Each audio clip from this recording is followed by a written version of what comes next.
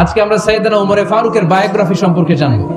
ওমরে ফারুক রাদিয়াল্লাহু তাআলা আনহু, the super hero of this উম্মাহ। এই উম্মার সুপার হিরো তিনি, ঠিক কি না? ওনার মুখের আগে লাঠি চলতো বেশি। সুবহানাল্লাহ পড়বেন না? মাঝে মাঝে লাঠি চালানোরও দরকার আছে না নাই? সাইয়েদনা ওমরে ফারুক আমাদের জন্য অনুপ্রেরণা। He is the real super hero of Muslim উম্মাহ। তিনি এই উম্মার রিয়েল সুপার হিরো। এজন্য ওনার জীবনী থেকে আমরা কিছু শিক্ষা নেওয়ার চেষ্টা করবো, ইনশাআল্লাহ। পড়েন সাইয়েদনা ওমরে ফারুক কিভাবে ইসলাম ধর্ম গ্রহণ করলেন, কিভাবে বিশ্বনবীর প্রাণের কলিজার টুকরা হলেন, এটা দিয়ে আমরা শুরু করি। আল্লাহ তাআলা সাইয়েদনা ওমরে ফারুকের হৃদয়ের মধ্যে 3টা ধাক্কা মেরেছেন, ঈমানের ধাক্কা। আওয়াজ করে বলতে হবে কয়টা? জোরে বলেন তো কয়টা? 3টা ঈমানি ধাক্কা। এক হচ্ছে বিশ্বনবীর দোয়ার ধাক্কা, এক কি? দোয়ার ধাক্কা। 2 হচ্ছে সূরা হাক্কা দিয়ে দিয়েছেন আল্লাহ এক ধাক্কা, সুবহানাল্লাহ পড়বেন না? 3 হচ্ছে সূরাতু তাহা দিয়ে আল্লাহ দিয়েছেন আরেকটা ধাক্কা। এই 3টা ঈমানি ধাক্কা যখন সাইয়েদনা ওমর ফারুকের হৃদয়ে লাগলো, উনি পড়তে আরম্ভ করেছেন আশহাদু আল্লা ইলাহা ইল্লাল্লাহ ওয়া আশহাদু আন্না মুহাম্মাদান আবদুহু ওয়া রাসূলুহু। চিল্লায়ে পড়েন আল্লাহু আকবার। বিশ্বনবী মক্কায় বসে বসে তাহাজ্জুদের সালাত পড়ে আল্লাহর কাছে দোয়া করলেন, আল্লাহ আল্লাহুম্মা আইজ্জাল ইসলাম বিআহাব্বির রাজুলাইনি ইলাইক। ও আল্লাহ, 2 জন লোকের নাম বলবো, 2 জনের দরকার নেই। এই 2 জনের একজনকে আপনি ইসলামের সুশীতল ছায়া তলে এনে ইসলামকে বিজয় দান করে দেন। মুহূর্তের মধ্যে দোয়াটা কবুল করে নিয়েছে কে? বিশ্বনবী বললেন, আল্লাহ 2 জনের নাম বলবো আজকের দোয়ায়। আবি জাহাল ইবনে হিশাম, হয়তো হিশামের বেটা আবু জাহেলকে আপনি ইসলামের ভিতরে নিয়ে আসেন, কিংবা ওমর ইবনুল খাত্তাব, খাত্তাবের বেটা ওমরকে আপনি ইসলামের ছায়া তলে নিয়ে আসেন। ওমরে ফারুকের জন্য দোয়াটা কবুল করে নিয়েছে কে? মক্কার যে অবস্থা, আল্লাহর হাবিব সাল্লাল্লাহু আলাইহি ওয়াসাল্লাম বুঝলেন মক্কার এই 2 জনের একজন যদি আমার সাথে না থাকে, তাহলে মক্কায় দাওয়াতি কাজ চালিয়ে যাওয়া যাবে। আল্লাহর বললেন, আল্লাহ বেশি চাই না, এই 2 জনের একজন, হয় আবু জাহেল নয় ওমর, হয় আবু জাহেল নয় ওমর। বিশ্বনবী যখন দোয়া করলেন, এই দোয়ার একটা ঈমানি ধাক্কা, নুরানি ধাক্কা সাইয়েদনা ওমর ফারুকের হৃদয়কে স্পর্শ করে ফেললেন। দোয়া ইজ লাইক এ মিসাইল। এই যে আমরা দোয়া করি, এটা মিসাইলের মতো। যুদ্ধে মিসাইল হামলা করে না? মিসাইল হামলা করার পরে এই মিসাইল লক্ষ্য বস্তুতে যে ভেদ করে, ঠিক কি না? তেমনি দোয়ার মতো যদি আপনি দোয়া করতে পারেন, আপনি যেই জন্য দোয়া করেছেন ঠিক ওই জায়গায় যে আপনার দোয়া স্পর্শ করে। সুবহানাল্লাহ পড়বেন না? বিশ্বনবীর দোয়ার মাধ্যমে প্রথমে সাইয়েদনা ওমর ফারুকের হৃদয়ে এক ধাক্কা লাগলো। 2 নম্বরে রব্বুল আলামিন সূরাতুল হাক্কা দিয়ে ওমর ফারুকের হৃদয়ের মধ্যে দিলেন এক ধাক্কা। পড়েন আল্লাহু আকবার। কোরআনের ভেতরে সূরাতুল হাক্কা নামে একটা সূরা আছে না নাই? আল হাক্কাতু মাল হাক্কা ওয়া মা আদরাকা মাল হাক্কা। পড়েন আল্লাহু আকবার। বিশ্বনবী যখন দোয়া করলেন, ওই দোয়া যখন সাইয়েদনা ওমর ফারুকের হৃদয়ে স্পর্শ করলো, সাইয়েদনা ওমর ফারুক সব সময় বিশ্বনবীর ফলো করতে আরম্ভ করলেন। বিশ্বনবী ডানে গেলে লুকিয়ে লুকিয়ে ওমর ফারুক ডানে যায়, বিশ্বনবী বায়ে গেলে লুকিয়ে লুকিয়ে ওমর ফারুক বায়ে যায়। বিশ্বনবী একবার মসজিদুল হারামে যে নামাজ পড়তে শুরু করলেন, ওমর ফারুক তখন বিশ্বনবীর পিছু পিছু ছদ্মবেশে পেছন থেকে যে বিশ্বনবী কিভাবে নামাজ পড়ে দেখতে শুরু করলেন। বিশ্বনবী ইন দা মিন টাইম এশারা নামাজে আল হাক্কাতু মাল হাক্কা তেলাওয়াত শুরু করে দিলেন। আল হাক্কাতু মাল হাক্কা তেলাওয়াত শুরু করে দিলেন। তেলাওয়াত করতে করতে বিশ্বনবী যখন তেলাওয়াত করতেছে, ওমর ফারুক এরকম দুলতেছে আর মজা পাচ্ছে। ওমিয়া বিশ্বনবীর কণ্ঠ বুঝি আমার মতো কণ্ঠ, আপনার মতো কণ্ঠ, আহমদ বিন ইউসুফের কণ্ঠ, আব্দুল বাসিতের কণ্ঠ না? বিশ্বনবীর গলায় যে কি সুরের ঝংকার আল্লাহ দিয়েছেন, কি সুরের লহরী আল্লাহ দিয়েছেন, একবার যে শুনতো পাগল হয়ে যেত। আল্লাহু আকবার। বিশ্বনবী সূরা হাক্কা মন্ত্রমুগ্ধ তেলাওয়াতে, মন্ত্রমুগ্ধ সুর দিয়ে, মন্ত্রমুগ্ধ কণ্ঠ দিয়ে তেলাওয়াত করতে লাগলেন। এশার সালাতে ওমর ফারুক দুলতে লাগলেন। ওমর ফারুক যত শুনেন অবাক হয়ে যায়, যত শুনেন অবাক হয়ে যায়, যতই শুনে অবাক। কিরে? কারণ তিনি আরবি ভাষা বুঝতেন। এত সুন্দর শব্দের গাঁথনি, এত প্রাঞ্জল বর্ণনা, এত সুন্দর অন্তমিল, এটা কবিতা না হয়ে পারে না। উনি মনে মনে ভাবলেন, এটা মনে হয় কবিতা। It might be poem, it could be poem. Muhammad মনে হয় কবি হয়ে গেছে, তার কাব্য প্রতিভা দিয়ে সে এটা বানিয়েছে। তা না হলে এত সুন্দর কথা, এটা কবিতা না হয়ে পারে। ইন দ্য মিন টাইম বিশ্বনবী কিন্তু দেখতেছে না যে পেছনে ওমর। বিশ্বনবী তেলাওয়াত করছিলেন, ইন দ্য মিন টাইম বিশ্বনবী পড়ছিলেন ওমা হুয়া বিকাউলি শাইরিন কলিলাম মা তুমিনুন। এই আয়াতের অর্থ হলো এটা কোনো কবির কথা নয়, খুব অল্প সংখ্যক লোকই তোমরা ঈমান আনো। সুবহানাল্লাহ পড়ে। এটাকে বলে কোইন্সিডেন্ট। কোইন্সিডেন্ট হুট করে অনেক সময় মিলে যায়, যায় কি যায় না? আপনি একজনের কথা ভাবতেছেন, বাজারে গেলেন, বাজারে যেই দেখেন ওই লোকটা দাঁড়ায় আছে, এরকম হয় কি হয় না? কোইন্সিডেন্ট। ওমর ফারুক মনে মনে যেটা ভাবতেছে ওই কথা দিয়ে বিশ্বনবী তেলাওয়াত করতেছে, আল্লাহু আকবার। বিশ্বনবী যে আয়াত তেলাওয়াত করছিলেন, আয়াতের অর্থ হলো এটা কোনো কবির বানানো কবিতা না, খুব অল্প সংখ্যক লোকই তোমরা ঈমান আনো। ওমর ফারুক আটকে উঠলেন, থমকে দাঁড়ালেন। ঘটনা কি? আমি মনে মনে ভাবলাম, কি রে এত সুন্দর কথা, এটা তো মানুষের কথা হতে পারে না, এটা নিশ্চয়ই কবিতা, কবির কথা। কিন্তু মুহাম্মদ এখন আবার পড়তেছে ওমা হুয়া বিকাউলি শাইর, এটা কোন শায়েরের কবির কথা নয়। কলিলাম মা তুমিনুন, অল্পই তোমরা ঈমান আনো। তার মানে আমার মনে যা চলে মুহাম্মদ এটা টের পায়। মুহাম্মদ গণক, নাউজুবিল্লাহ পড়বেন না? মুহাম্মদ অনেক বড় মাপের একজন গণক। মানুষের হৃদয়ে কি চলে, মনে মনে কি ভাবে, মুহাম্মদ না দেখেও বলে দিতে পারে। ইন দা মিন টাইম বিশ্বনবী পরের আয়াতে পড়লেন ওয়ালা বিকাউলি কাহিনিন কলিলাম মা তাযাক্কারুন। এই আয়াতের অর্থ হলো এটা কোনো গণকের বানানো গণনা নয়, খুব অল্প সংখ্যক লোকই তোমরা উপদেশ হিসেবে এটাকে মানো। সুবহানাল্লাহ পড়েন। এবার আর ওমর ফারুকের সহ্য হয় না, কি আজীব তামাশা। প্রথমে মনে করলাম কবিতা, মোহাম্মদ কয় কবি না, সে কবি না, এটা কবিতা না। তারপর ভাবলাম সে গণক, সে আয়াত পরে পরে বলে দিল এটা গণনা নয়, তাহলে এটা কি? এটা কি কবিতাও না, গণনাও না, তাহলে এটা কি? বিশ্বনবী তখন বললেন তানজিলুম মির রাব্বিল আলামিন। সুবহানাল্লাহ পড়েন। পরের আয়াত ছিল তানজিলুম মির রাব্বিল আলামিন। এটা দুনিয়ার কোনো কবির বানানো কবিতা না, এটা কোনো গণকের গণনা না, এটা কোনো সাহিত্যিকের বানানো সাহিত্য নয়, এটা মহাবিশ্বের পরিচালক রব্বুল আলামিনের কাছ থেকে পাঠানো কিতাব কোরআন। সূরা হাক্কার ধাক্কায় ওমর ফারুক গাইড। প্রথমে ধাক্কাটা লাগলো যে দোয়া। বিষ্ণুবী তাহাজ্জুদে কেঁদে দোয়া করলেন, আল্লাহ হয় আবু জাহেলরে দিবা নাইলে ওমররে দিবা। ওই দোয়া ওমর ফারুকের হৃদয়ে ছোঁয়া লেগেছে। এরপর হাক্কা, সূরাতুল হাক্কা দিয়ে দিলে এক ধাক্কা। এই ধাক্কা খেয়ে উথাল পাথাল হৃদয়ের মধ্যে, হাই রে এ কি বাণী, এ কেমন কথা, কে মুহাম্মদ? তারপর শয়তানের ওয়াসওয়াসা আছে না নাই? আল্লাহ বলে যতই ওয়াসওয়াসা ওমরকে দেয়া হোক, আমি ওমরে ফারুককে মুসলিম উম্মতের সেনাপতি বানিয়ে ছাড়বো, আমি সেনাপতি বানাবো। এবার 3 নাম্বার ডোজ। ডাক্তারের কাছে গেলে প্রথমে দেখবেন সিম্পল ডোজ দেয়, নরমাল ওষুধ। এটাতে কাজ না হলে ডোজ বাড়ায়, একেবারে কাজ না হলে অ্যান্টিবায়োটিক মারে, আছে না নাই? আল্লাহ প্রথমে দোয়ার ছোঁয়া লাগালেন, তারপর সূরা হাক্কা দিয়ে ধাক্কা মারলেন। এরপরে রব্বুল আলামিন বলেন এবার 3 নাম্বার ডোজ, সূরা তহা দিয়ে আমি তোমার হৃদয়টারে উজালা বানায় দেব রে ওমর। শয়তান দিক দিয়ে ওয়াসওয়াসা, খেলা দুই দিক থেকে চলতেছে। আল্লাহ তাআলা হেদায়েতের রাস্তায় টানছে, শয়তান জাহান্নামের দিকে টানছে। ঘোষণা দেয়া হলো মক্কায়, মুহাম্মদের মাথা কেটে এনে দিলে এত এত স্বর্ণ মুদ্রা দেয়া হবে। ওমরে ফারুক রাজি হয়ে গেলেন। নাঙ্গা তলোয়ার নিয়ে বিশ্বনবীর মাথা কাটার জন্য ছুটলেন। নাউজুবিল্লাহ পড়বেন না? বনু জাহরা গোত্রের এক লোক বলে, আই না ইয়া আমার, কই যাও? মুহাম্মদের মাথা কাটতে যাই। আরে মুহাম্মদের মাথা কাটতে যাও?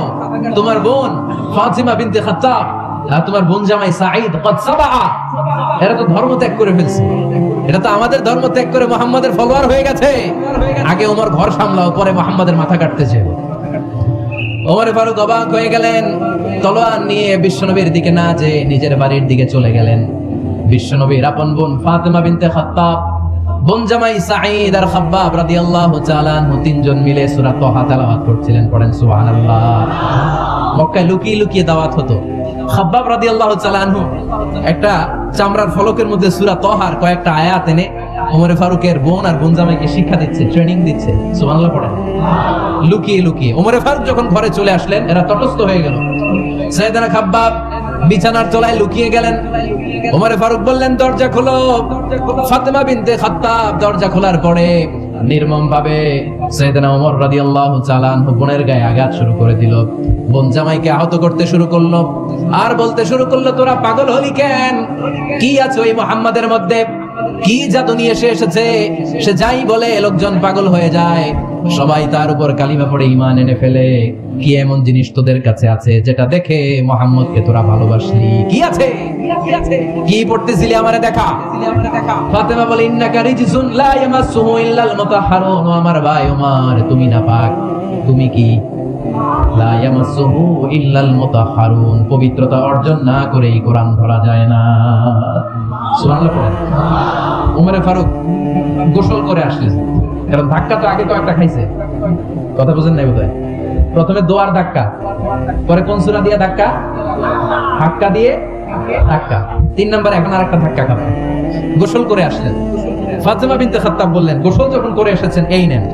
ওমর ফারুক এবার চামড়ার কাপড়ের মধ্যে সূরা তাহার প্রথম আয়াতের দিকে নজর করলেন।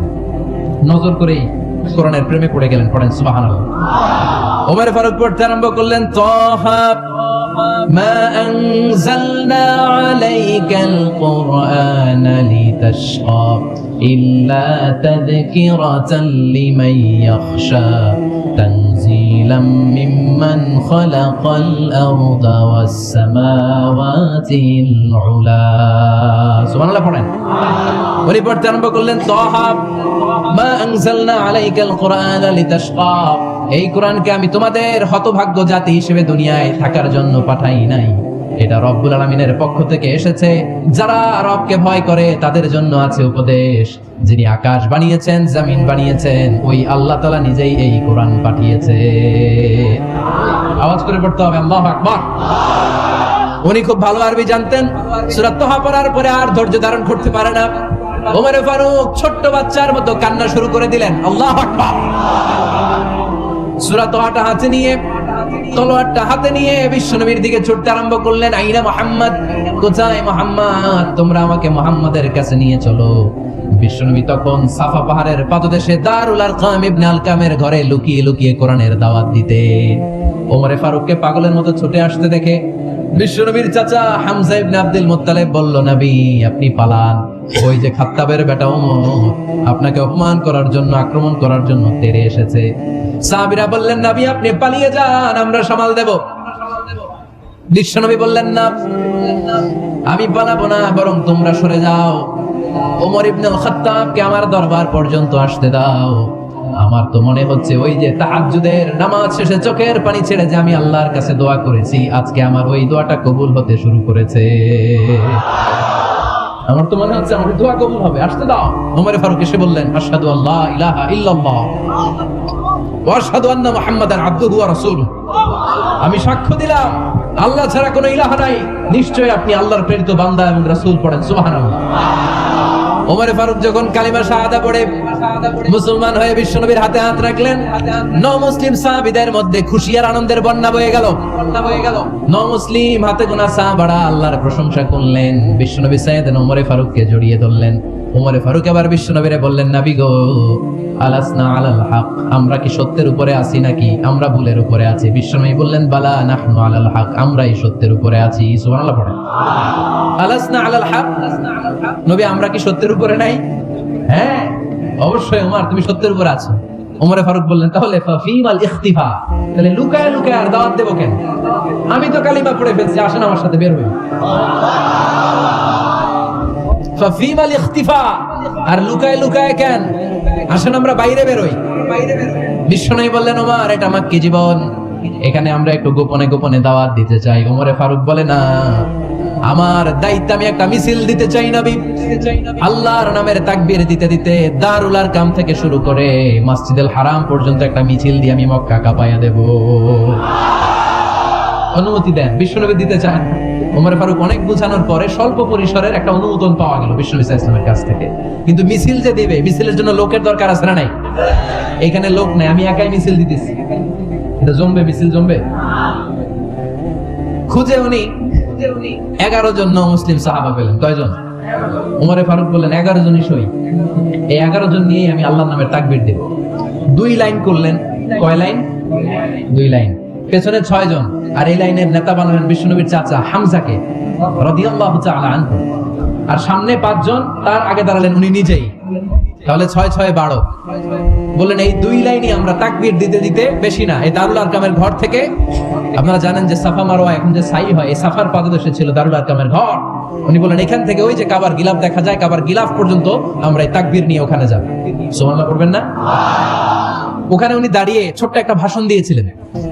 উনি বলেছিলেন মান আরাদা আন তাসকুলা উম্মু ওয়া ইয়াতামা ওয়ালাদু ওয়া তারমিলা যাওজাতুহু ফালিয়াসুদ্দানি। খেয়াল করে শুনেন, কান দুইটা খরগোশের কানের মতো খাড়া করেন। উনি এক বাক্যের একটা ভাষণ দিলেন। ভাষণ দিতে জানলে বড় ভাষণ দেয়া লাগে না, এক বাক্যের ভাষণ দিয়ে গোটা বিশ্বকে ঝাঁকুনি মারা যায়। চিল্লায় বলো ঠিক কিনা? ওমরে ফারুক এক বাক্যের একটা ছোট্ট ভাষণ দিলেন, মান আরাদা আন তাসকুলা উম্মু। কে আছো মায়ের এই মক্কায়, কে আছো মায়ের বুক খালি করতে চাও? ইয়াতামা ওয়ালাদু, কে আছো বাচ্চাগুলারে, নিজের সন্তানগুলোরে ইয়াতিম বানাতে চাও? কে আছো তারমিলা যাওজাতুহু, নিজের স্ত্রীকে বিধবা বানাতে চাও? ফালিয়া সুদ্দানি, বুকের পাটা থাকলে আমি ওমর রে থামাও। ফালিয়া সুদ্দানি, দেখি মক্কায় কার এত বড় বুকের পাটা? কে আছো মায়ের বুক খালি করতে চাও, সন্তান রে ইয়াতিম বানাতে চাও, স্ত্রীকে বিধবা বানাতে চাও? ফালিয়া সুদ্দানি, পারলে আমারে ঠেকাও। এই বলে উনি আল্লাহু আকবার, আল্লাহু আকবার, আল্লাহু আকবার বলে স্লোগান শুরু করে দিলেন। এক এক স্লোগানে মক্কার মরুজমিন থারথার করে কাঁপতে আরম্ভ করল। এই মিছিল মক্কার কেউ দেয় না। মিছিলের আওয়াজ শুনে আবু জাহেল বাইরিস, উতবা বাইরিস, শাইবা, ওয়ালিদ ইবনে মুগীরা সব বের হয়েছে। কি রে, আমার এলাকায় এত বড় স্লোগান, কার এত সাহস? বের হয়ে দেখে মিছিলের সামনে ওমর। ওমর রে দেখে দিছে এক দৌড়। কারণ ওমরে ফারুককে থামানোর মতো বাপের বেটা মক্কায় দ্বিতীয়টা কেউ ছিল না। আওয়াজ করে বলেন ঠিক কিনা? ওমরে ফারুক আল্লাহু আকবার, আল্লাহু আকবার বলে স্লোগান দিতে দিতে মসজিদুল হারামের ভেতরে ঢুকে গেল। কাবার গিলাফ ধরার পরে সেদিন মিছিল থেমেছে ওই আল্লাহর নামের স্লোগান। সেদিন কেউ থামাতে পারে নাই, কিয়ামত পর্যন্ত কেউ থামাতে পারবে না। চিল্লায় বলো ঠিক কিনা?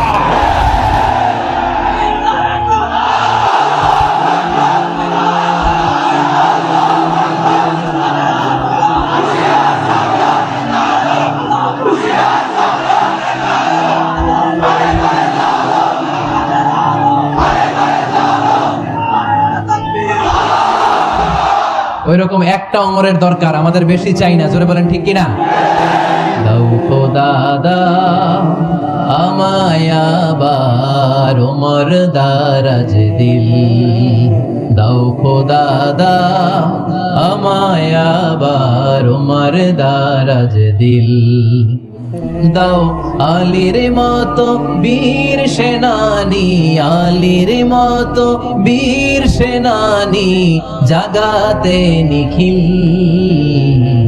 দাও খোদা দাও আমায় আবার ওমর দারাজ দিল। সুবহানাল্লাহ পড়েন। একটা ওমর লাগবে। চিল্লায় বলেন কয়টা? ওই ওমরের অপেক্ষায় বাংলাদেশ সহ গোটা মুসলিম উম্মাহ। ঠিক কি না? একটা ওমরই যথেষ্ট। আমাদের সেন্ট্রাল লিডারশিপ নাই তো, আমরা কি এদিকে লাথি মারলে আমরা ওইদিকে যাই, ওদিক থেকে গুতা মারলে আমরা এদিকে যাই। আমাদের রিপ্রেজেন্টেটিভ, আমাদের প্রতিনিধিত্ব করার মতো কোনো কেন্দ্রীয় লিডারশিপ নেতৃবৃন্দ গোটা বিশ্বে নাই। ঠিক কি না? আমরা সেই ওমরে ফারুকের অপেক্ষায়, আমরা সেই ইমাম আল মাহাদির অপেক্ষায়। এই ওমরে ফারুক আমাদের মডেল। ঠিক কি না? থার্ড ইন পজিশন এই পুরো উম্মতের মধ্যে ওনার পজিশন নাম্বার 3। 1 নাম্বার পজিশন বিশ্বনবী কার? 2 নাম্বার পজিশন কার? আবু বকর। 3 নাম্বার পজিশন কার? ওমরে ফারুকের। বিশ্বনবী বলতেন লা নবিয়্যা বা'দি, লা নবিয়্যা বা'দি, আমার পরে কোনো নবী নাই। ওয়ালা রাসূলা, আমার পরে কোনো রাসূলও নাই। আমার নবীর পরে আর কোনো নবী আছে? আমার নবীর পরে আর কোনো রাসূল আছে? এই যে কাদিয়ানি যে একটা সম্প্রদায় আছে, এরা কি মুসলিম নাকি অমুসলিম? মুসলিম সম্প্রদায়ের সাথে এদের কোনো সম্পর্ক নাই। চিল্লা বলেন ঠিক কিনা? এরা যদি মুসলমান হতে চায়, আমার নবী দ্য লাস্ট মেসেঞ্জার বিশ্বনবীকে খাতামুন নবী হিসেবে সংবাদ সম্মেলন করে গোটা বিশ্বকে জানাই দিতে হবে, তারপরে তাদেরকে আমরা মুসলিম হিসেবে স্বীকৃতি দিব। চিল্লা বলেন ঠিক কিনা? তা না হলে তারা কোন ধর্মের এটাকে জানাই দিতে হবে। No inferiority complex, no identity crisis. Identity ক্রাইসিসে থাকা যাবে না। আপনারা কোন ধর্মের এটা জানাই দেন। আপনারা বিশ্বনবীরও শেষ নবী মানবেন না, আবার মুসলিম বলেও নিজেদেরকে ট্যাগ লাগাতে চাইবেন। সাধারণ মুসলমানরা এটা এই ধোঁকাবাজি মানে না। চিল্লায় বলেন ঠিক কিনা?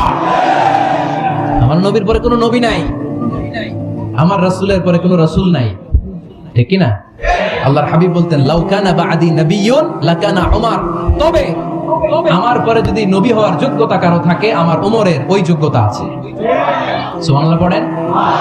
প্রভু তুমি বলেছ রাসূল দেবে না, বলনি দেবে না ওমর, বলনি দেবে না হামজা তারি, খালিদ বিজয় সমর। প্রভু তুমি বলেছ রাসূল দেবে না, বলনি দেবে না ওমর, বলনি দেবে না হামজা তারি, খালিদ বিজয় সমর। প্রভু তুমি বলেছ রাসূল দেবে না।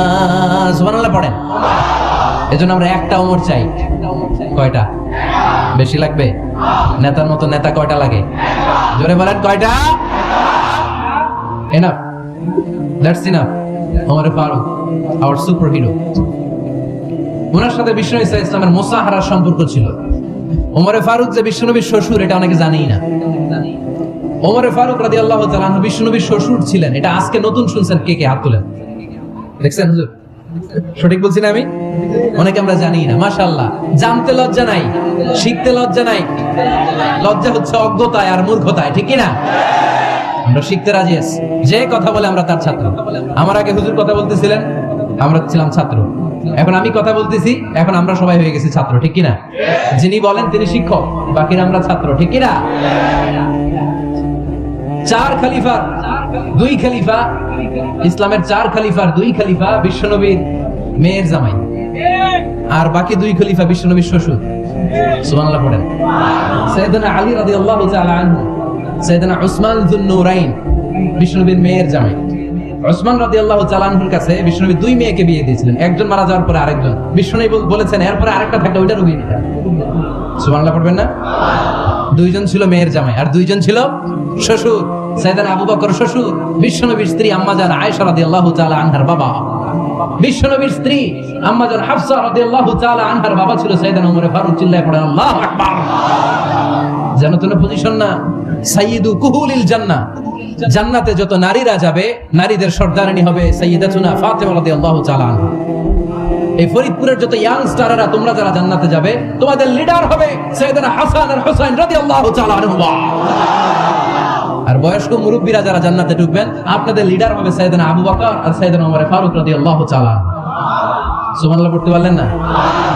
ওমর ফারুক সাধারণ কোনো ক্যারেক্টারিস্টিক্স নয়। ওনাকে আল্লাহ তাআলা নলেজও দিয়েছেন, আবার দ্বীনদারিও দিয়েছেন। আমার যিনি ভাইয়েরা খেয়াল রাখবেন, কোন আলেমের মধ্যে বা কোন নেতার মধ্যে যদি এই দুইটার সমন্বয় আপনি পান, যে তার জ্ঞানও আছে আবার দ্বীনদারিও আছে, he belongs the knowledge and he belongs the তাকওয়া, সে গোটা বিশ্বকে জয় করে ফেলবে, ঠিক কি না? যার মধ্যে জ্ঞান আছে, যার মধ্যে তাকওয়া আছে, তারে কেউ থামায় রাখতে পারে? ওমর ফারুককে এই দুই নেয়ামত দিয়ে ধন্য করেছে কে? সহিহ বুখারীর বর্ণনা। বিশ্বনবী সাহাবীদের সামনে একটা স্বপ্নের কথা বলছেন। বিশ্বনবী বললেন, আমি স্বপ্নে দেখলাম আমার আঙ্গুলের ফাঁকা থেকে দুধ বের হচ্ছে। আমি তৃপ্তি সহকারে দুধ খেলাম। খাওয়ার পরে দেখলাম আঙ্গুলের মধ্যে একটু দুধ লেগে আছে। আমার আঙ্গুলে অতিরিক্ত লেগে থাকা দুধটা আমি ওমর ফারুকের মুখের মধ্যে লাগিয়ে দিলাম। সাহাবারা বললেন, ইয়া রাসূলুল্লাহ, ইয়া হাবিবাল্লাহ, মাযা আওয়ালতা বিহি, এই স্বপ্নের আপনি কি ব্যাখ্যা করলেন? আমরা তো বুঝলাম না। বিশ্বনবী বললেন, আওয়ালতু বিহি আল ইলম, আমি এই দুধ দিয়ে জ্ঞানের ব্যাখ্যা করেছি, কারণ ওমরকে আল্লাহ যেই জ্ঞান দিয়েছে গোটা বিশ্বের কাউকে এত জ্ঞান দেয় না। এজন্য স্বপ্নে যদি কেউ দেখেন যে আপনি দুধ খাচ্ছেন, তার মানে আল্লাহ তাআলা আপনার জ্ঞান বাড়ায় দিবেন। ওমর ফারুককে দুধ খেয়ে অতিরিক্ত দুধের অংশটা বিশ্বনবী আবু বকর রাদিয়াল্লাহু তাআলা আনহুর মুখে দেন নাই, সাইয়েদনা উসমানের মুখে দেন নাই, আলী রাদিয়াল্লাহু তাআলা আনহুর মুখে দেন নাই। স্বপ্নে ওই অতিরিক্ত লেগে থাকা দুধটা বিশ্বনবী ওমর ফারুকের ঠোঁটের মধ্যে লাগিয়ে দিয়েছেন। এই হাদিস থেকে প্রমাণ হয় আল্লাহ তাআলা জ্ঞানের নেয়ামতে সাইয়েদনা ওমর ফারুককে ধন্য করেছেন। আবার বুখারীর বর্ণনা, বিশ্বনবী সাল্লাল্লাহু আলাইহি ওয়াসাল্লাম আরেকটা স্বপ্নের বর্ণনা দিচ্ছেন। তিনি বললেন, তোমাদের সবাইকে স্বপ্নে আমার সামনে দাঁড় করানো হলো। আমি দেখলাম তোমাদের কারো জুব্বা নাভি পর্যন্ত, কারো জুব্বা হাঁটু পর্যন্ত, কারো জুব্বা টাকনু পর্যন্ত। ওমর ফারুককে যখন স্বপ্নে আমার সামনে দাঁড় করিয়ে দেয়া হলো, আমি দেখলাম ওমরের জুব্বা এত লম্বা, ওমর টেনে হিচড়ে তার জুব্বা নিয়ে সামনে হেঁটে যাচ্ছে। সাহাবারা বললেন, ফামাযা আওয়ালতা বিহি ইয়া রাসূলুল্লাহ, ও আল্লাহর রাসূল, এই স্বপ্ন দিয়ে আপনি কি বোঝাতে চাইলেন? আমরা কিছু বুঝলাম না। বিশ্বনবী বললেন, আওয়ালতু বিহি আদ-দ্বীন, আমি এই হাদিসের দ্বারা দিনের ব্যাখ্যা করলাম, যার জামা যত লম্বা তার দিনদারি তত বেশি। সুবহানাল্লাহ, আসতে পড়েন। স্বপ্নে দেখলেন কোন সাহাবীর জুব্বা নাবি, কোন সাহাবীর হাঁটু, কারোটা টাকনু, কিন্তু ওমর ফারুকের জুব্বা এত লম্বা, ইয়াজুন্নু সাওবাহু, তিনি তার জুব্বা টেনে হিচড়ে যাচ্ছেন। বিশ্বনবী বললেন, এটা দ্বারা আমি দিন, আমি তাকওয়া, দিনদারি, তাকওয়া এটার ব্যাখ্যা করেছি। তার মানে ওমর ফারুকের তাকওয়ার সামনে সব তাকওয়া পানি হয়ে যাবে। কোন সুবহানাল্লাহ। আল্লাহ তাআলা সাইয়েদনা ওমর ফারুককে দ্বীনের জ্ঞান দিয়েছেন, তাকওয়া দিয়েছেন। যুবক ভাইরা, যাকে আল্লাহ তাআলা দ্বীনের জ্ঞান দেয়, যাকে আল্লাহ তাআলা তাকওয়ার এই গুণ দিয়ে সমৃদ্ধ করে, তার জন্য গোটা বিশ্বের সব দরজাগুলোকে ওপেন করে দেয় কে? কত বড় মুত্তাকি ছিলেন সাইয়েদনা ওমর ফারুক। মদিনার সমাজে কয়জন মুনাফিক ছিল বিশ্বনবী ছাড়া কেউ বলতে পারতেন না। বিশ্বনবী কোন সাহাবীকে মুনাফিকদের লিস্ট দিয়ে যান নাই, একজন সাহাবী ছাড়া। দেখি কেউ বলতে পারেন কি ওই সাহাবীর নাম? কি নাম? হুযায়ফা ইবনুল ইয়ামান রাদিয়াল্লাহু তাআলা আনহু। উনাকে বলা হতো সাহিবু সিররি রাসূলিল্লাহ, আল্লাহ রাসূল সাল্লাল্লাহু আলাইহি ওয়াসাল্লামের গোপন তথ্যের ধারক বাহক। সুবহানাল্লাহ বলবেন না? বিশ্বনবী ইন্তেকালের আগে মদিনার সমাজে মোট কয়জন মুনাফিক আছে এই তথ্য আবু বকরকে বলেন নাই, ওমর রাদিয়াল্লাহু তাআলা আনহুকে বলেন নাই, উসমান রাদিয়াল্লাহু তাআলা আনহু, আলী রাদিয়াল্লাহু তাআলা আনহু, আশারাতুল মুবাশশিরিনা বিল জান্নাহ কোন সাহাবীকে বলেন নাই। শুধুমাত্র কেবলমাত্র একমাত্র হুযায়ফা ইবনুল ইয়ামান রাদিয়াল্লাহু তাআলা আনহুর কাছে মুনাফিকদের লিস্টে বিশ্বনবী দিয়ে গিয়েছে। সুবহানাল্লাহ পড়ো। মদিনায় কারা কারা মুনাফিক কেউ জানতো না হুযায়ফা ছাড়া। কে ছাড়া? নামটা আজকে মুখস্থ করেন, যাতে অন্য কোনো ওয়াজে কেউ জিজ্ঞেস করলে বলতে পারেন। মুনাফিকদের লিস্ট যে সাহাবীর কাছে বিশ্বনবী দিয়ে গিয়েছিলেন, সাহাবীর নাম কি? নাম? নামটা কেমন লাগে? ভালো লাগে? অনেকে আমারে জিজ্ঞেস করে, হুজুর আমার ছেলে হবে আগামী মাসে, একটা নাম দেন। নাম দিয়ে দিলাম হুযায়ফা। যাদের হবে ছেলে, এলাকায় যাদের নেক্সট কয়েক মাসে ছেলে হবে, খালি হুযায়ফা চলবে। কি চলবে? ভালো লাগে? নামটা ভালো লাগে? রাইখেন, অনেক সুন্দর নাম। উনি জানতেন মুনাফিক কারা। দেখেন ওমর ফারুকের তাকওয়ার লেভেলটা কত হাই। ওমর ফারুক একদিন হুযায়ফা রাদিয়াল্লাহু তাআলা আনহুর কাছে গেলেন, যে বললেন, হুযায়ফা, বিশ্বনবী ইন্তেকালের আগে মুনাফিকদের নামের লিস্টটা কারো কাছে দেয় নাই, আমার জানা নাই, সাইয়েদনা আবু বকরের জানা নাই, কোন সাহাবীর জানা নাই, তুমি ছাড়া। আমি তোমার কাছে জানতে চাই, আমি ওমরের নামটা ওই মুনাফিকদের খাতায় আছে কিনা আমার একটু বলো। আমার ওমরের নামটা ওই মুনাফিকদের লিস্টিতে একটু আছে কিনা, নামটা একটু বলো। যদি থাকে আমি ভালো হয়ে যাব। আমি নেফাকি দূর করে পাক্কা মুমিন হতে চাই। আমার নাম যদি মুনাফিকের লিস্টে থাকে আমি তো শেষ। হুযায়ফা চোখের পানি ছেড়ে দিয়ে বলে, আমিরুল মুমিনিন, কেমন প্রশ্ন করলেন আপনি? আপনি বিশ্বনবীর শ্বশুর। এই উম্মতে আপনার পজিশন 3 নাম্বার। আপনারে মুনাফিকরা ভয় পায়, শয়তান আপনারে ভয় পায়। আপনি জান্নাতে সব বয়স্ক লোকদেরকে নিয়ে জান্নাতের মধ্যে আগে আগে ঢুকবেন, কেমন করে মুনাফিকদের কাতারে আপনার নাম থাকতে পারে? ওমর সুবহানাল্লাহ পড়ে। কি বিনয়ী, কি তাকওয়া। হুযায়ফাকে যে ধরতেন, হুযায়ফা একটু বলো না আমার নামটা মুনাফিকদের লিস্টিতে আছে কিনা। ওমর ফারুকের যদি এই টেনশন থাকে যে আমি মুনাফিক হয়ে গেলাম কিনা, আমাদের এই টেনশন থাকার দরকার আছে না? নাই? হ্যাঁ, এজন্য সব সময় আল্লাহর কাছে দোয়া করতে হবে, আল্লাহ তুমি নেফাকি থেকে আমাদেরকে বাঁচাও। আরো জোরে পড়েন আমিন। ওমর ফারুক রাদিয়াল্লাহু তাআলা আনহু আমাদের সুপার হিরো। আমাদের সবাই বলেন আমাদের। উনি কত বড় সুপার হিরো শুনেন। উনি জুমার খুতবা দিচ্ছেন। কি দিচ্ছেন? মসজিদে নববীতে। খুতবার মাঝখানে হঠাৎ বললেন, ইয়া সারিয়াতাল জাবাল, ইয়া সারিয়াত ইবনে জানিমিল জাবাল। এই কথা বলেই আবার খুতবা দিতে শুরু করলেন। উনার এই ইয়া সারিয়াত ইবনে জানিমিল জাবালের সাথে আগের কথারও কোনো মিল নাই, পরের কথারও কোনো মিল নাই। জুমার নামাজের পর মুসল্লি সাহাবারা ধরলেন, বললেন, ইয়া আমিরাল মুমিনিন।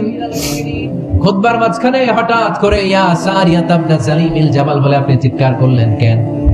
আপনার এই বাক্যের সাথে আপনার খুতবার আগের বাক্যের কোনো মিল নাই, আপনার খুতবার পরের বাক্যেরও কোনো মিল নাই।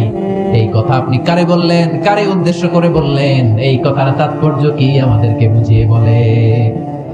ওমর ফারুক বললেন, আমি যখন খুতবা দিচ্ছি আমি দেখতে পেলাম ওই যে কয়েক মাস আগে আমি আমার মুসলিম সেনাবাহিনী পারস্যে আক্রমণের জন্য পাঠিয়েছি, বর্তমান ইরানের ওই বিশাল এলাকাতে পারস্যে আমি আমার ব্যাটালিয়ন পাঠিয়েছি। আমি হঠাৎ করে দেখতে পেলাম আমার মুসলিম বাহিনীর সেনাপতি যুদ্ধের এক পর্যায়ে তার ডানে আছে উপত্যকা, বায়ে আছে পাহাড়। সে পাহাড়ি রাস্তা ছেড়ে দিয়ে উপত্যকার দিকে যেতে শুরু করেছে। আমি দেখতে পেলাম আমার মুসলিম বাহিনী যদি উপত্যকার দিকে ছুটে বেড়ায়, কাফির মুশরিকরা আমার মুসলিম বাহিনীকে কচুকাটা করে ফেলবে। তাই আমি এখান থেকে তাদেরকে কমান্ড দিয়ে বলেছি, ইয়া সারিয়াতাল জাবাল, উপত্যকার দিকে নয় পাহাড়ের দিকে যাও, তাহলেই তোমাদের বিজয় নিশ্চিত হয়ে যাবে। উপত্যকার দিকে যেও না, ইলাল জাবাল, ইলা সারিয়াতিল জাবাল, পাহাড়ের দিকে ছোট। সাহাবারা অবাক, ঘটনা কি? উনি বসে আছেন মদিনায়, মসজিদে নববীর মিম্বারে দাঁড়িয়ে। উনি যদি ইয়া সারিয়াতাল জাবাল বলে, এটা কি ইরানে যাবে নাকি? ও মিয়া, তখনকার সময়ে বর্তমানের মতো মোবাইল ছিল নাকি? ইন্টারনেট ছিল নাকি? কিছু ছিল? খালি মুখে আমি যদি বলি ইয়া সারিয়াতাল জাবাল, এটা ইরানে যাবে, ইন্ডিয়া যাবে, ঢাকায় তো যাবে, ফরিদপুর শহরেই তো বসবে না, ঠিক কিনা? কিন্তু এটা আমিরুল মুমিনিন, বিশ্বাসী সাহাবারা বিশ্বাস করে নিল। কিছু মুনাফিক ছিল, এরা কয় না, জামেলাস, এটা তো সম্ভব না। এক কাজ করি, এই সেনাপতি যখন বিজয়ী বেশে মদিনায় ফিরে আসবে আর আমরা ধরবো। এরা দিন গুনতে লাগলো, এই সেনাপতি মুসলিম বাহিনী নিয়ে পারস্য জয় করে কবে ফিরে আসবে। এই মুনাফিকের দলগুলো কখনো সেনাবাহিনীকে অভ্যর্থনা জানাতে যেত না, কিন্তু এইবার সবার আগে মদিনার উপকণ্ঠে যে সেনাপতিদেরকে অভ্যর্থনা জানানোর জন্য ফুল নিয়ে রেডি। ফুল নিয়ে দাঁড়ায় সেনাপতি ঢুকার সাথে সাথে ধরছে, এই সেনাপতি কোত্থেকে আসছে? কয় পারস্য জয় করে আসছে। এমন এমন দিন, জুমার দিন দুপুর বেলা যুদ্ধের মাঝখানে আমিরুল মুমিনিনের কণ্ঠের কোন কথাবার্তা শুনছো নাকি? সেনাপতি অবাক, কয় তোমরা জানলা কেমনে? শুনছি তো। সুবহানাল্লাহ পড়বেন না? আমরা যুদ্ধে একটা ভয়ঙ্কর অবস্থার মধ্যে ছিলাম। পেছন থেকে শত্রু আমাদেরকে আক্রমণ করতে শুরু করে দিল। ডানে যাব না বায়ে যাব, সামনে যাব নাকি পেছনে যাব, রাস্তা খুঁজে পাচ্ছি না। ডান দিকে ছিল আমাদের উপত্যকার রাস্তা, বাঁ দিকে ছিল পাহাড়ি পথ। আমরা সোজা পথ হবে মনে করে উপত্যকার দিকে ছুটতে আরম্ভ করলাম। হঠাৎ করে আমিরুল মুমিনিনের কণ্ঠ বজ্র কণ্ঠে আমার কানের মধ্যে ভেসে আসলো। আমার মনে হলো আমিরুল মুমিনিন কেমন যেন আমাকে কমান্ড দিচ্ছেন আর বলছেন, ইয়া সারিয়াতাল জাবাল, ডান দিকে উপত্যকার পথে নয়, তাড়াতাড়ি পাহাড়ের দিকে সৈন্যবাহিনী নিয়ে উঠে যা। পাহাড়ের দিকে, ডানে না। This is wrong track and this is the right track. ওই দিন যদি ওমরে ফারুকের ওই গাইডলাইন, আমিরুল মুমিনিনের কমান্ড যদি আমি না শুনতাম, আজকে বিজয়ের বেশে ফিরতেও পারতাম না, আমাদের চেহারাও তোমরা দেখতে পেতে না। ওমরে ফারুকের ওই কমান্ড, ওই গাইডলাইন অদৃশ্য থেকে শোনার কারণে এই পারস্যের মধ্যে আমাদেরকে সেই যুদ্ধে বিজয় দান করেছে কে? This is ওমরে ফারুক, this is ওমরে ফারুক। বিশ্বনবী বলছেন, ওমর, মা লাকিয়াকা শাইতানু সালিকান ফাজ্জান ইল্লা সালাকা ফাজ্জান গায়রা ফাজ্জিকুম। শয়তান ইবলিস যদি তোমার কোনো রাস্তা দিয়ে হাঁটতে দেখে, শয়তান ওই রাস্তা রেখে দিয়ে অন্য রাস্তা দিয়ে হাঁটে। সুবহানাল্লাহ বাড়িতে যায় বললেন। কে বলতেছে? বিশ্বনবী। কার ব্যাপারে? ওমরে ফারুকের ব্যাপারে। শয়তান যদি দেখে যে ওমরে ফারুক এই রাস্তা দিয়ে হাঁটতেছে, শয়তান ওই রাস্তা রেখে দিয়ে অন্য রাস্তা দিয়ে হাঁটে। সুবহানাল্লাহ পড়েন। রাত্রিবেলা আমরা আমাদের বাচ্চা ছেলে মেয়েদেরকে যখন খাওয়াই, বাচ্চারা খেতে চায় না, এরকম হয় আপনাদের ফরিদপুর এলাকায়? এই এলাকায় হয় নাকি? খেতে চায় না বাচ্চারা, এই চকলেট দেখায়া, এই মিনা কার্টুন দেখায়া, এইটা সেটা, এগুলো সেগুলো বলে, গল্প টল্প বলে ভুলাইয়া খাওয়ানো লাগে, তাই না? তারপরও খায় না। আমারও ছোট মেয়ে আছে, খেতে চায় না, এইটা সেইটা এমনি সেমনি খাওয়ানো লাগে। তো শেষে না পেরে মা বাবা বলতে বাধ্য হয়, ওই যে ভূত আসতেছে, ভূত, তাড়াতাড়ি তাড়াতাড়ি খাও, তাহলে যে ভূত ধরবে তোমার। ওই যে বাঘ আসতেছে, বাঘ, তাড়াতাড়ি খাইলে তাহলে বাঘে কামড়াবে। বলি না আমরা? আপনারা কি বলেন? ভূত। আর কি বলেন? হ্যাঁ হ্যাঁ, আচ্ছা, এক এক জায়গায় এক একটা আমরা বলি, ভূত আসবে, বাঘ খাবে, ভাল্লুক খাবে, তাড়াতাড়ি খাও। মদিনাতে যখন ওমরে ফারুক আমিরুল মুমিনিন, মদিনার মায়েরা বাচ্চাদেরকে খাওয়াতে পারতো না, ছোট্ট মেয়েদেরকে খাওয়াতে পারতো না, খাওয়া নিয়ে যন্ত্রণা করতো। বাচ্চারা যখন মদিনায় খেতে চাইতো না রাত্রি বেলায়, মদিনার মায়েরা বলতো, তাড়াতাড়ি খাও, হা হুয়া ইয়াতি উমর, হা হুয়া ইয়াতি উমর, তাড়াতাড়ি খা, নাইলে ওই যে উমর আসতেছে, Umar. This is our super hero সাইয়েদনা উমর ফারুক রাদিয়াল্লাহু তাআলা। শুধু শয়তানি ভয় পেত না, মুনাফিকরাও ভয় পেত, জমের মতো ভয়। শুধু তাই না, আমাদের আম্মাজান বিষ্ণু ইসলামের স্ত্রীরাও ওমর ফারুককে ভয় পেতেন। সুবহানাল্লাহ কইবেন না? মাঝে মাঝে বিষ্ণু ইসলামের সাথে আম্মাজান আয়েশার ঝগড়া হতো, হতো না? আপনাদের ফ্যামিলিতে ঝগড়া হয়? হয় না? হয় না? কার কার দেখি? ওরে আল্লাহ, অনেক আল্লাহর ওলি আছে তো এই জায়গায়। ঝগড়া হয় না? এ কি কথা কয়, ঝগড়া হয় না বলে? বিশ্বনবীর ফ্যামিলিতে ঝগড়া হয়, আপনার ফ্যামিলিতে হয় না? মিষ্টি ঝগড়া। আর ও বিয়েই করে নাই।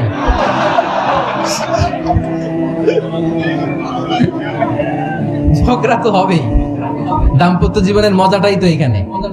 কখনো ঝগড়া, কখনো আনন্দ, একটু বৃষ্টি, একটু রোদ, একটু হাসি, একটু কান্না, ভালো লাগা ভালোবাসা শেয়ার করে নেওয়া, মিলেমিশে একাকার হয়ে যাওয়া, ঠিক কিনা? তো আল্লাহর হাবিব সাল্লাল্লাহু আলাইহি ওয়াসাল্লামের সাথে আম্মা জান আয়েশার ঝগড়া হতো। তো একদিন ঝগড়া হয়ে দুইজন রেগে আসছে। খবরদার দুইজন রেগে থাকবেন না, আবার একজন রাগলে আরেকজন থেমে যাবেন, কারণ এই ছোট্ট ঝগড়া থেকে এটা অনেক সময় বিচ্ছেদের দিকে গড়ায়। আমার প্রিয় ফরিদপুরবাসী, ভাবি রেগে গেলে আপনি রাগেন না, ওই দিন আপনি একটু ঠান্ডা থাকেন। আবার আপনি রেগে গেলে, আমার মাইকের আওয়াজ যদি ভাবিরা শুনেন, আপনারা রেগে যায় না, একটু ঠান্ডা থাকবেন। দুইজনে রেগে গেলে তো তৃতীয় বিশ্বযুদ্ধ শুরু হবে, তাই না? একজন রেগে গেলে আরেকজন ঠান্ডা, কারণ এই সামান্য ঝগড়া থেকে ইগোর কারণে এটা বিচ্ছেদ আর ডিভোর্স পর্যন্ত করায়। আর শয়তান এখানে উস্কানি দেয়, কারণ ইমানদারদের ফ্যামিলি ভাঙতে পারলে শয়তান সবচেয়ে বড় খুশি হয়, আর ইমানদারদের ফ্যামিলি টিকে থাকলে খুশি হয়ে যায় কে? আম্মা জান আয়েশা রাদিয়াল্লাহু তাআলা আনহার সাথে বিষ্ণু সাল্লাল্লাহু আলাইহি ওয়াসাল্লামের ঝগড়া হতো মাঝে মাঝে। একবার ঝগড়া হলো, বিষ্ণু সাল্লাল্লাহু আলাইহি ওয়াসাল্লামের রাগ, আম্মা জান আয়েশাও রাগ। বিষ্ণু নবী বললেন, আয়েশা ঝগড়া করে আর কতক্ষণ থাকবো, আসো মিটমাট করি। আয়েশা রাদিয়াল্লাহু বললেন, ঠিক আছে মিটমাট করো। তো বিষ্ণু সাল্লাল্লাহু আলাইহি ওয়াসাল্লাম বললেন, মিটমাটের জন্য কারে ডাকবো? ওমরে ডাকি। কয় না, ওমরে না, ওমর গালিজ, ওমর অনেক রাগে, আমার ডর লাগে। কয় তাহলে তোমার আব্বারে ডাকি। কয় ডাকি। কি খুশি, মেয়েদের মধ্যে অভ্যাসটা আছে না নাই? তাহলে তোমার আব্বারে ডাকি। ডাকেন, ডেকে নিয়ে আসা হলো। আবু বকর রাদিয়াল্লাহু তাআলা আনহু দাঁড়ালেন, আম্মা জান আয়েশা দাঁড়ালেন, বিশ্বনবীও দাঁড়ালেন। বিশ্বনবী বললেন, আয়েশা তোমার আব্বা আসছে, এবার ঘটনা খুলে বলার পালা, তুমি বলবা নাকি আমি বলবো? আম্মা জান আয়েশা বললেন, আপনি বলেন, তবে ওয়ালা তাকুল ইল্লা হাক্কান, যেটা ঘটছে ওইটাই বললেন, মিথ্যা কথা কইেন না। আবু বকর রাদিয়াল্লাহু তাআলা রেগে মেগে আগুন, কি এই কথা তুমি কেমন করে বলো? বিশ্বনবীকে মিথ্যা কথা কখনো বলবে? রেগে মেগে দিলেন মেয়ের গালে এক চড়। বানিয়ে বলতেছি না, মুসনাদ আহমদ ইবনে হাম্বলের হাদিস। বাবার হাতের থাপ্পড়কে আম্মা জান আয়েশা উল্টে বললেন। সাইয়েদনা আবু বকর রাগে গড়গড় করছেন, আবার মারার জন্য তেড়ে গেলেন। এবার বাঁচার জন্য আম্মা জান আয়েশা বিশ্বনবীর পিছনে যে আশ্রয় নিলেন, বিশ্বনবী বাঁচানোর জন্য দুই হাত মেলে দাঁড়িয়ে গেলেন। পড়েন সুবহানাল্লাহ। বিশ্বনবী যখন দুই হাত মেলে দাঁড়িয়ে গেলেন, সাইয়েদনা আবু বকর রাদিয়াল্লাহু আনহু থেমে গেলেন। সাইয়েদনা আবু বকর রাদিয়াল্লাহু তাআলা আনহু ঘর থেকে বের হয়ে বারান্দায় দাঁড়ালেন। পড়েন সুবহানাল্লাহ। এবার বিশ্বনবী আম্মা জান আয়েশার কাছে যেয়ে বলেন, ইয়া আয়েশা কাইফা রাআইতিনি আনকাসতুকি মিনার রাজুল, দেখছো কেমনে বাঁচাইলাম? আমি না থাকলে ভর্তা বানাই ফেলতো আজকে। আমি বাঁচাইছি তোমারে, আমি আমার লগে ঝগড়া করো তুমি? লজ্জায় পড়ে আম্মা জান আয়েশা খিলখিল করে হেসে দিলেন, বিশ্বনবীও হেসে দিলেন। দুইজনের হাসির মধুর আওয়াজ শুনে সাইয়েদনা আবু বকর বাইরে থেকে অবাক, কি রে এতক্ষণ না ঝড় তুফান, এখন দেখি হাসি। সালাম দিয়ে অনুমতি নিয়ে ভিতরে ঢুকলেন। ঢুকে দেখেন আম্মা জান আয়েশাও হাসে, বিশ্বনবীও হাসে। এই হাসি দেখে আবু বকর রাদিয়াল্লাহু আনহু হেসে দিলেন। আরশের উপর থেকে খুশি হয়ে গেলেন কে? এবার সাইয়েদনা আবু বকর রাদিয়াল্লাহু তাআলা আনহু বললেন, ইয়া রাসূলুল্লাহ আশরিকানি ফি সিলমিকুমা কামা আশরাকতুমানি ফি হারবিকুমা। ও নবী, যুদ্ধ লাগলে, দুইজন যুদ্ধ লাগলে মীমাংসার জন্য যেমনি আমারে ডাকেন, এরকম হাসি আর আনন্দের মুহূর্তেও আমারে একটু ডাইকেন। আশরিকানি ফি সিলমিকুমা কামা আশরাকতুমানি ফি হারবিকুমা। নবী, আপনাদের মধ্যে ঝগড়া লাগলে সন্ধি করার জন্য আমারে যেমনি ডাকেন, আপনাদের হাসি খুশি আনন্দ খুনসুটি এই মজাদার মুহূর্তগুলোতে আমারে বঞ্চিত রাখেন না, আমার একটু ডাইকেন। সুবহানাল্লাহ পড়েন। এই মুসনাদ আহমদ ইবনে হাম্বলের হাদিস শোনার উদ্দেশ্য হচ্ছে, বিশ্বনবী প্রথমে ওমর ফারুকের নাম বলেছিলেন। সাইয়েদনা আয়েশা বলে, না আমি ডরাই।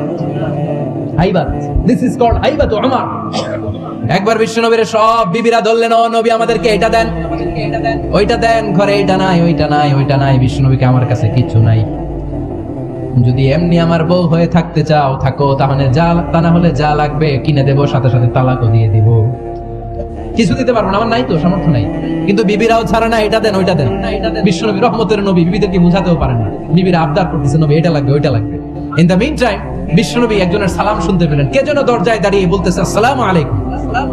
বিশ্বনবী দরজার দিকে তাকালেন, তাকিয়ে বললেন, ওয়া আলাইকুম আসসালাম। আর বুঝতে পারলেন এটা আমার ওমরের সালাম।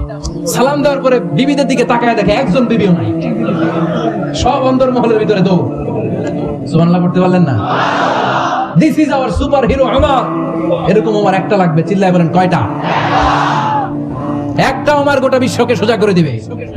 একটা ওমর সবল আর দুর্বলের সব পার্থক্য দূর করে দিবে, মাজলুমের উপর জালিমের অত্যাচারের অবসান ঘটায় দিবে, গোটা বিশ্বটাকে সাম্য, মৈত্রী, ভালোবাসার ইনসাফ দিয়ে পরিপূর্ণ করে দিবে। সেই ওমরের অপেক্ষায় আমরা। নিজের ছেলেকে 80টা বেত মেরেছেন। কয়টা? 80টা বেত মেরেছে। এই ব্যাপারে অনেকগুলো বর্ণনা পাওয়া যায়।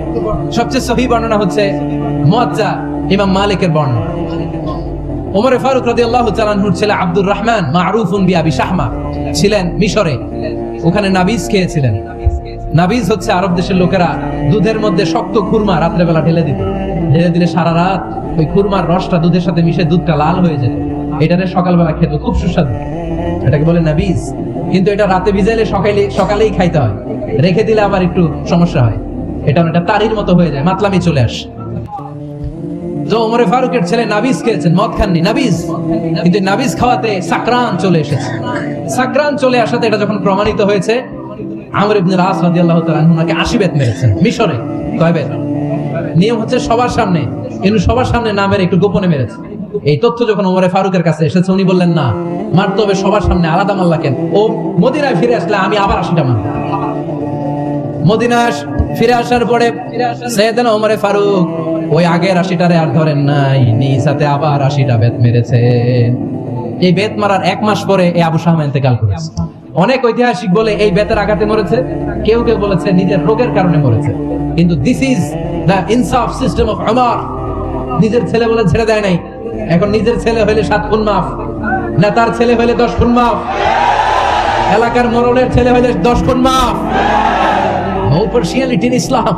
ইসলামে পার্সিয়ালিটি নাই। আপনি নেতার ছেলে হন, আপনি বিজনেস ম্যাগনেটের ছেলে হন, আপনি যেই হন না কেন, ইসলামের দৃষ্টিতে সবাই সমান। চিল্লায় বলেন ঠিক কিনা? বনু মখজুমিয়া গোত্রের এক নারী চুরিতে ধরা পড়ল। সাহাবারা বললেন, নবী, মদিনার সবচেয়ে ভেরি প্রেস্টিজিয়াস এন্ড ডিগনিফাইড ফ্যামিলির মেয়ে, আপনি হাত কাটেন না। কারণ ইসলামের নিয়ম, চুরি করলে কি কেটে দাও? বিষ্ণু বললেন, বলো কি? হাত না কাটার জন্য তোমরা আমাকে রেকমেন্ড করছো? এটা আল্লাহর আইন। পৃথিবীর কেউ রেকমেন্ড করলো শোনার ক্ষমতা আমার নাই, কারণ আইনটা দিয়েছে কে? লাউ কানাত ফাতিমাতু বিনতি মুহাম্মাদিন সারাকাত লাকাতা মুহাম্মাদুন ইয়াদাহা। আরে বনু মাকসুমিয়া মেয়ে তো দূরের কথা, আমার কলিজার টুকরা ফাতেমাও যদি আজ চুরিতে ধরা পড়তো, তার হাত কেটে দিতে আমি 1 মিনিটও দেরি করতাম না। দিস ইজ ইসলাম। এই হচ্ছে ওমরে ফারুকের মানাকিব। এরকম ওমরে ফারুক কয়টা লাগবে? আওয়াজ করে বলতে হবে, কয়টা লাগবে? একটা লাগবে। এই সাইয়েদনা ওমরে ফারুক মদিনার প্রথম চিফ জাস্টিস ছিলেন। সর্বপ্রথম ওনার পরামর্শে সাইয়েদনা আবু বকর রাদিয়াল্লাহু তাআলা আনহু কোরআনকে সংকলন করেছেন। আমরা এই যে কোরআন পড়ি 30 পারা, এমদাদিয়া লাইব্রেরির 114টা সূরা, কত সুন্দর সন্নিবেশ করা হয়েছে, এখানে সাজানো হয়েছে। আল্লাহর হাবিব সাল্লাল্লাহু আলাইহি ওয়াসাল্লামের সময় কি এরকম কোরআন ছিল নাকি? ছিল?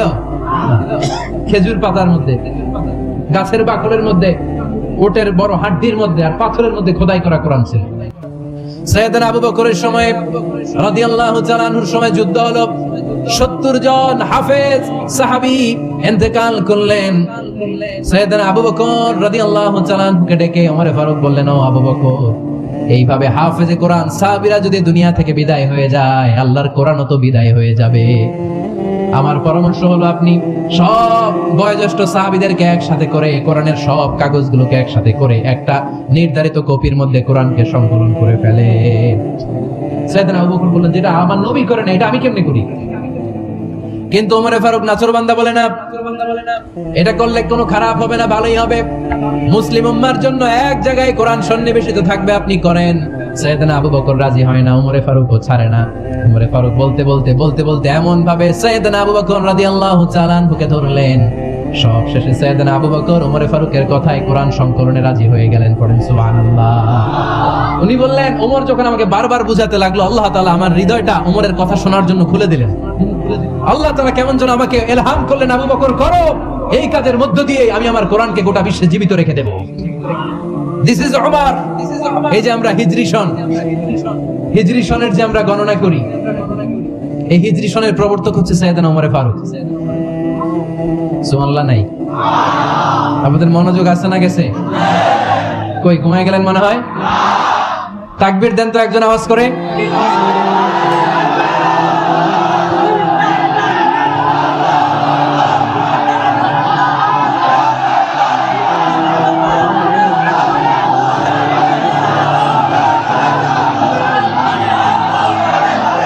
মাশাআল্লাহ মাশাআল্লাহ। বসেন বসেন, এখনই শেষ করে দেব কিছু সময়ের মধ্যে। আমরা একসাথে বিদায় নিব ইনশাআল্লাহ। ওঠা বসা করবেন না, ওঠা বসা করবেন না, বসেন।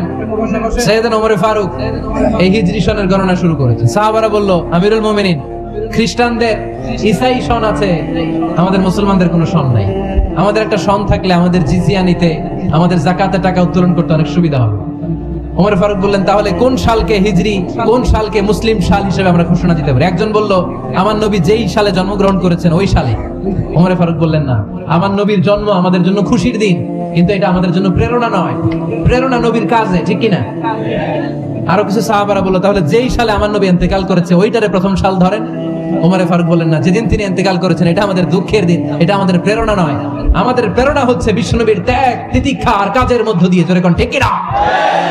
ওমর ফারুক বললেন, যেদিন বিশ্বনবী ইসলাম রক্ষায় নিজের মাতৃভূমি ছেড়ে মক্কা থেকে মদিনায় গিয়েছেন ওই দিনটাকে হিজরি প্রথম দিন ধরে আমরা হিজরি সাল গণনা করে শুরু করে দেব। ওইটাই হচ্ছে হিজরি সন। সেখান থেকে হিজরি সনের প্রবর্তন করেছেন সাইয়েদনা ওমর ফারুক রাদিয়াল্লাহু তাআলা আনহু। এই যে স্টেট গভর্নমেন্ট, এই যে প্রিজন, জেলখানা, ক্যান্টনমেন্ট, সচিবালয়, গণভবন, বঙ্গভবন, মুক্তিযোদ্ধাদের ভাতা, রাষ্ট্রীয় ভাতা, এই সব নিয়ম কানুন সাইয়েদনা ওমর ফারুক তার রাষ্ট্রীয় আমলে তিনি নিজে করেছেন। চিল্লায় পড়েন আল্লাহু আকবার। মুসলমানদের আলাদা কারেন্সি, নিজস্ব মুদ্রা ব্যবস্থা নিজে চালু করেছেন। সৈনিকদের মধ্যে যারা বিবাহিত প্রতি 6 মাস অন্তর অন্তর 1 মাসের ছুটি কাটাতে তারা ফিরে আসবে, সাইয়েদনা ওমর ফারুক চালু করেছেন। চিল্লায় আওয়াজ করে পড়েন আল্লাহু আকবার। এই যে আমরা 20 রাকাত সালাতুত তারাবি পড়ি রমাদানে, করেন না আপনারা? এটা সাইয়েদনা ওমর ফারুক চালু করেছে। সুবহানাল্লাহ পড়তে পারলেন না? কোরআনে মোট 22টা আয়াত আছে যেখানে সাহাবারা ইনডিসিশনে ভুগছিলেন। বিশ্বনবীর মত একটা, ওমর ফারুকের মত আরেকটা। এই 22 জায়গায় আল্লাহ তাআলা বিশ্বনবীর মতের পক্ষে আয়াত নাজিল না করে ওমর ফারুকের মতের পক্ষে কোরআনের আয়াত নাজিল করেছেন। আওয়াজ করে পড়েন আল্লাহু আকবার। এদিকে উঠলেন কেন আপনারা? যারা উঠছেন আমার দিকে তাকান।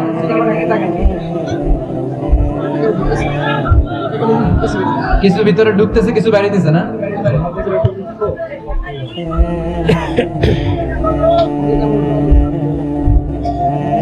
সাইয়েদনা ওমর ফারুক, আমরা সাহাবীদের জীবন চরিত পড়তে চাই না? কত যে অনুপ্রেরণামূলক দৃষ্টান্ত সাইয়েদনা ওমর ফারুক আমাদের জন্য রেখে গিয়েছে। ওমর ফারুক যখন খলিফা, দিনের বেলায় যদি রাষ্ট্রে কোনো নিয়ম জারি করতেন, দিনের বেলায় জনগণকে কোনো বিষয়ে যদি নিষেধ করতেন, রাত্রে বেলায় খাওয়ার সময় ফ্যামিলি মেম্বারদের সবাইকে বলতেন, এই দিনের বেলা আমি জনগণকে এই কাজ করতে নিষেধ করেছি, তোমরা আমার ফ্যামিলি মেম্বার, খবরদার তোমরা এই কাজ করো না। জনগণ করলে যতটুকু শাস্তি, তোরা করলে পাবি ডবল শাস্তি। সুবহানাল্লাহ কইবেন না? আমাদের নেতারা ওই বাড়ির বিচার করে, ওই বাড়ির মাইয়ার বিচার, ওই বাড়ির পোলার বিচার। নিজের পোলা গাঞ্জা টানে, আছে না নাই? নিজের মেয়ে অপরাধ করে, আছে না নাই? কি নেতা ছিলেন ওমর ফারুক! আগে নিজের ঘর সামলিয়েছেন, আগে নিজেকে সামলিয়েছেন, নিজের ঘর ঠিক করেছেন। বলেছেন জনগণ করলে যত ব্যাদ, তোরা করলে double bad. This is call leader, ঠিক কি না? এক বাবা এসে বললেন, ওমর ফারুক আমার ছেলে কথা শুনে না, বেয়াদব। ওমর ফারুক ছেলেরে ডাকলেন, বাবা তুমি তোমার আব্বাজানের কথা শোনো না, এটা তো কবিরা গুনাহ। ছেলে বলে, ওমর ফারুক সব দায় দায়িত্ব আল্লাহ ছেলে মেয়েদেরকে দিয়েছে, বাবা মাকে কোনো দায়িত্ব দেয়নি। ওমর ফারুক বললেন, অবশ্যই দায়িত্ব দিয়েছে। তাহলে বলেন আমার বাবার দায়িত্ব কি? উনি বললেন, প্রাইমারিলি প্রথমত 3 দায়িত্ব। আইয়ান চাকিয়া উম্মা, পৃথিবীর প্রতিটি বাবার উচিত ছেলেদের মেয়েদের জন্য ভালো মায়ের ব্যবস্থা করা। 2 নম্বরে আইয়ুহসিনা ইসমা, সুন্দর তার একটা নাম রেখে দেয়া। 3 নম্বর ইউআল্লিমাহুল কিতাব, তার আল্লাহর কিতাব শিক্ষা দেওয়া। এবার ছেলেকে আমার আব্বা 3টার একটাও করে নাই। এবার ওমর ফারুক রেগে গেলেন, বাবার কাঁধে ধরলেন, বললেন তুই ছেলের জন্য বিচার নিয়ে আসলি, তোর 3টা দায়িত্বের একটাও তুই পালন করিস নাই। ছেলে বলে, আমিরুল মুমিনিন, আমার মা নর্তকী, আমার মা মাজুসি, আমার মায়ের মধ্যে কোনো আদব কাদব নাই, সুন্দরী দেখে আমার মা রে বাবা বিয়ে করছে, আমার মায়ের কাছ থেকে জীবনে কিছু শিখি নাই। 2 নাম্বার সাম্মানি খানফাসা, আমার বাবা আমার নাম রেখেছে চামচিকা। কি নাম রাখছে? এটার নাম হইলো একটা, এরকম উল্টাপাল্টা নাম আছে না? নাই না, এগুলো রাখবেন না। আব্দুল্লাহ রাখবেন, আব্দুর রহমান রাখবেন, আরেকটা কি বলছি আজকে? হুযাইফা রেখে দিয়েন, পারবেন? ওয়ালাম ইউআল্লিমনি হারফাম মিন কিতাবিল্লাহ আমিরুল মুমিনিন। শুধু তাই না, আল্লাহর কোরআনের একটা অক্ষর আমার বাবা কোনোদিন আমারে শিক্ষা দেয় নাই। ওমর ফারুক রেগে গেলেন, এবার বাবার কান্দে ধইরা মারতে শুরু করলেন। তুই ফুলার নামে বিচার নিয়ে আইছিস, তোরে মার দিমু আগে। এরকম নেতার দরকার আছে না নাই? মদিনায় এক লোক তার বউরে রাগের চোটে 100 তালাক দিয়ে ফেলছে। কয় তালাক দেয়ার নিয়ম? কয়টা দিছে? কয়টা? এবার স্ত্রী কাঁদতে কাঁদতে এসে বলে, আমিরুল মুমিনিন দেখেন, আমার স্বামী আমারে রেগে মেগে 100 তালাক দিচ্ছে। ওমর ফারুক বললেন, দইরা নিয়ে এটারে নিয়ে আসা হলো। ওমর ফারুক বললেন, কয়টা তালাক দিয়েছো? কয় 100টা। কেন দিছো? কয় মাথা গরম আছিল। এরকম আছে না? তালাক দেওয়ার সময় সব তালাক, তুই তালাক, তোর মা তালাক, তোর বোন তালাক, সব তালাক। তালাক দিবে ওয়াইফ রে, দিতেছে সবাই রে। তোমার ফারুক বললেন, দিবে 3টা, 100টা দিলা কেন? কয় মেজাজ গরম ছিল। কয় দাঁড়া, আত-তালাকু মিন শাআইরিল্লাহ, তালাক হচ্ছে আল্লাহর দেয়া বিধানের একটা নিদর্শন। এটা নিয়ে তুই খামখেয়ালি করলি?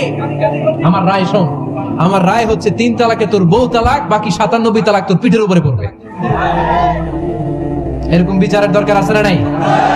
এরকম দৃষ্টান্তমূলক বিচার যদি বাংলার জমিনে দেয়া হতো, আর কোন নারী ধর্ষিতা হতো? আর কোন নারীকে অ্যাসিড মারা হতো? আর কোন নারী যৌতুকের জন্য কান্না করতো? একটা আমল লাগবে, বেশি না। কয়টা লাগবে?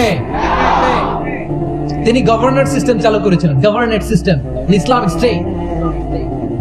বাহরাইন, ইয়ামান, মিসর, কুফা, বসরা, মক্কা, মদিনা, এই 7 জায়গায় 7 জন গভর্নর পাঠিয়েছেন।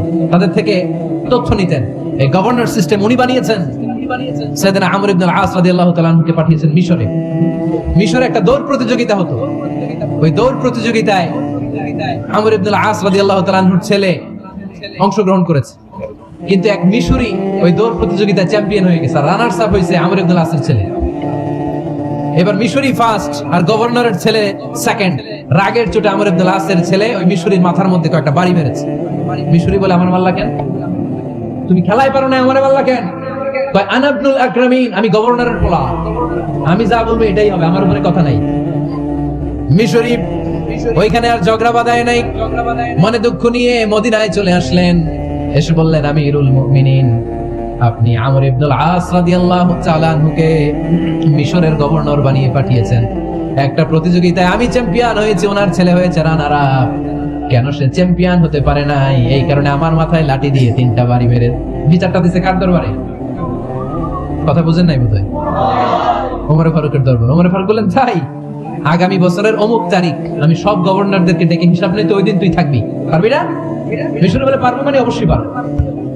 ওই দিন 7 রাজ্য থেকে 7 গভর্নর হাজির, গভর্নরদের ছেলেরাও হাজির, মিশরীয় হাজির।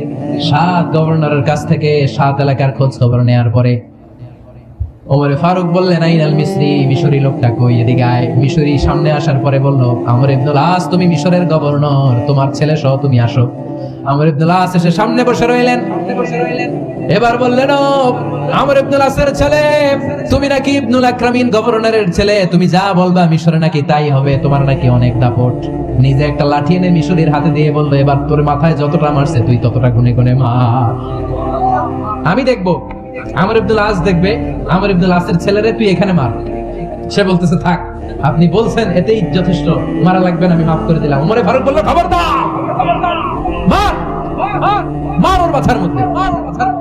মিশরি ওমর ফারুকের ধমক শুনে ভয়ে ভয়ে 3টা বাড়ি মারলো। এই বাড়ি মারা দেখেও ওমর ফারুকের হৃদয় ঠান্ডা হয় নাই। লজ্জায় আমর ইবনুল আস, বয়স হয়ে গিয়েছে, সাহাবা, মাথা তখন টাক, মাথায় চুল নাই, লজ্জায় মাথাটা হেট হয়ে মাথাটা নিচু করে রেখেছে। এবার রাগের চোটে ওমর ফারুক বললেন, এবার আমর ইবনুল আসের টাক মাথার মধ্যে একটা মার। মা কেন ছেলেকে শিক্ষা দিতে পারে নাই? ইয়া আমর ইবনুল আস, মাতা জাআলতুমুন নাস আবিদা, তোমরা কখন মিশরীদেরকে নিজেদের দাস বানায় নিলা? ওয়াকাদ ওয়ালাদাতুম উম্মুহুম আহরারা, আর ওদের মায়েরা তো ওদেরকে স্বাধীন সন্তান হিসেবে প্রসব করেছে। মানুষদের উপর ক্ষমতাগিরি করার জন্য গভর্নর পাঠাই নাই। খবরদার, জনগণ তাদেরকে দেখভাল করার জন্য তোমাদেরকে পাঠানো হয়েছে, তাদের উপর কোনো অত্যাচার করার জন্য নয়। চিল্লায় বলেন ঠিক কিনা? এরকম নেতা কয়টা লাগবে? কয়টা? ওই নেতার নাম কি? ওমর।